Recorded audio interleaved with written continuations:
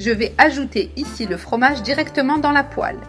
Autour, je vais répartir les pâtes de type penne en les arrangeant bien. Mais tu peux utiliser n'importe quel type de pâte que tu as à la maison, sans problème. Dispose les pâtes de cette manière bien ordonnée afin qu'elles cuisent uniformément. Au centre des pâtes, je vais ajouter 150 ml d'eau, avec précaution. J'ajoute également 200 ml de lait, ce qui aidera beaucoup à la cuisson. Mets une cuillère à café de sel en le répartissant de manière uniforme. Je répartis bien sur toutes les pâtes, en les préparant pour recevoir le fromage tout de suite. Maintenant, j'ajoute du paprika. J'utilise du paprika fumé pour intensifier la saveur. Ensuite, je mets du fromage mozzarella râpé par-dessus en couvrant bien toutes les pâtes. Cela garantit que les pâtes restent encore plus crémeuses et avec une saveur spectaculaire.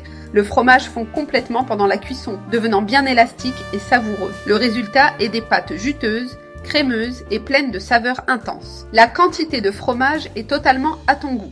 Mets la quantité que tu préfères selon ton style. Comme je prépare des pâtes à la poêle, j'aime mettre beaucoup de fromage pour qu'elles soient vraiment crémeuses.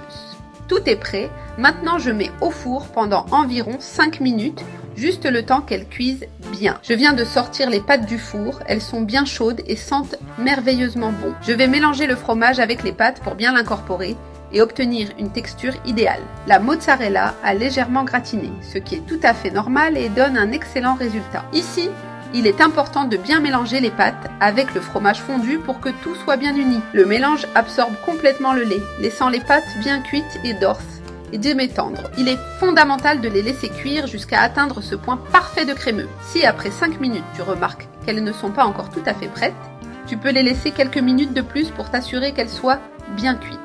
Ainsi, les pâtes atteignent la texture idéale, super crémeuse et délicieuse. Je continue à mélanger un peu plus pour bien intégrer le fromage et rendre le tout homogène. J'ai déjà tout mélangé et mes pâtes sont devenues incroyablement crémeuses, exactement comme je le voulais. Le secret est de remuer continuellement pendant qu'elles sont encore bien chaudes pour ne pas perdre le bon point. Pour finir et apporter encore plus de saveur, je vais saupoudrer un peu de fromage parmesan râpé par-dessus les pâtes.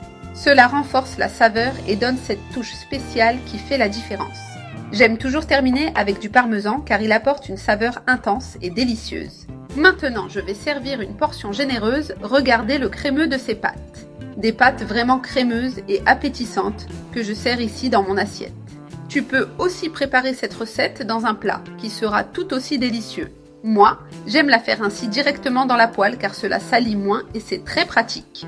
Pour donner une touche finale de fraîcheur, je vais ajouter un peu plus de coriandre haché par-dessus. Ou si tu préfères, tu peux utiliser du persil. Cela dépend complètement de ton goût.